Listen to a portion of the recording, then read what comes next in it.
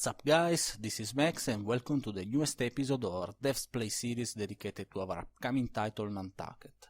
In today's episode we are going to start speaking about the combat system by taking a look to all the elements to consider before starting a fight.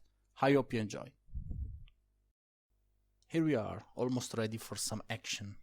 Nantucket uses a turn-based combat system. And in this first video we are going to take a look to all the elements to consider before actually starting a combat. Every character has a combat dice, that is a standard 6-sided dice, that is rolled during the combat to determine the actions available. There are 5 types of dice, 1 per working attribute, so hunting, science, sailing and crafting. And then there is an additional dice for cabin boys. Since the captain is the only character that can have more than a working attribute, he is also the only character using more than 1 combat dice. In this case, I focused all my effort to build a really good hunting captain, so I've spent all my attributes points in hunting and I've unlocked just skills useful during the combat. I built my combat dice in this way. There are 3 base hunting sides to deal damage, 2 special sides given by the skills that I've unlocked, and just 1 empty side. The only way to fill this last side could be by assigning to my captain a unique object related to the combat, but at the moment I don't have any. The second important choice I made building this hunting captain was to pick the trait strong during the character creation, granting him additional damage. There are few more traits affecting the combat, not all of them in a good way. Since I've built a fighting captain, I have to pick my crew in order to fulfill all the possible needs at sea. This is why I'm back to Nantucket. By visiting the shipwright, I can show you my ship, that is a brig. So it's a medium ship with 2 whaleboats. Since I'm here, I can also show you the only upgrade that you can do in order to affect the combat, and it's also pretty important. It's the harpoon. You can upgrade your harpoon in order to have a higher base damage. It's pretty much a big deal since the damage is basically given by the base value, so the technology, and the hunting attribute of the character performing the attack. So if you decide to have not so many harpooners in your crew just because you need something else, you should probably consider to upgrade your harpoon as soon as possible. Now let's build my crew. Daniel has been with me since the beginning of the game. He was a cabin boy and now is becoming a respected whalerman, so the combat branch of the sailors. I have 5 more spots. So for sure I need somebody to put behind the wheel, so a good helmsman. Wesley looks good enough, but yeah, nope at all. Speaking about bad traits, non-swimmer is by far the worst one.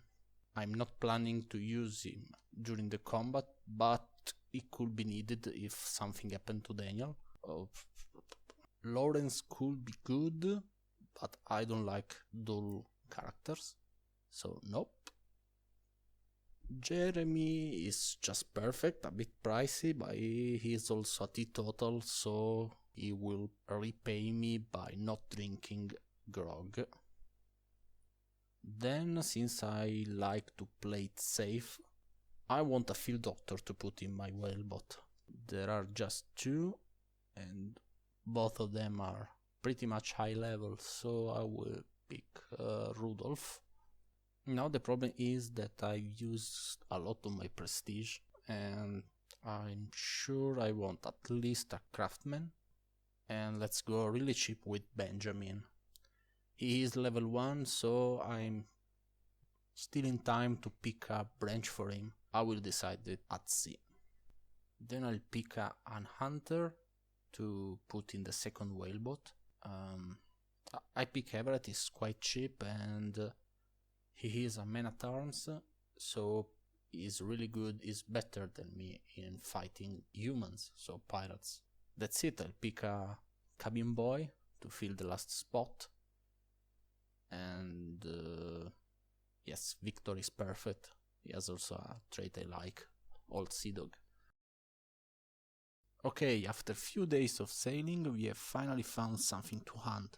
It's time to lower our whaleboats. Our brig has 2 whaleboats, and every whaleboat can have maximum 3 characters in it.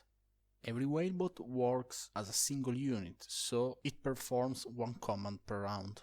I'm going to lead one of the whaleboats, so I'm going to assign myself here. And I want for sure the field doctor with me. And then, just to be super safe, I'm going to take Daniel with me. As a whalerman, he can trigger some defensive commands, so yes. Now I can decide to start the combat with just 1 whaleboat, a good whaleboat, or to set up a let's hope to not die whaleboat. I'm pretty sure I don't want my craftsman and best sailor to die, so Everett, pick the cabin boy and teach him something.